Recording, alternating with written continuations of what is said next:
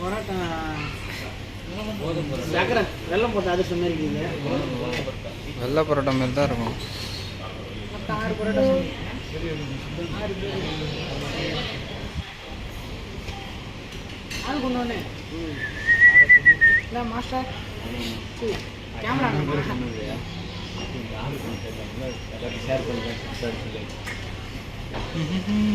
இந்த மாதிரிலாம் சாப்பிட்டாலாம் மேலேயே ஆகாது. நம்மளுக்கு ரோட்டு காட்டாதான் வச்சுமா சாம்பார் போய் சட்னி மூத்தமாக வச்சு விளாசணுமான்னு இருக்கணும்.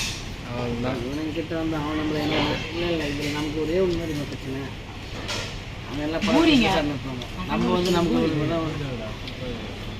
அந்த மாவு சாப்பிட்றதுல என்னப்பா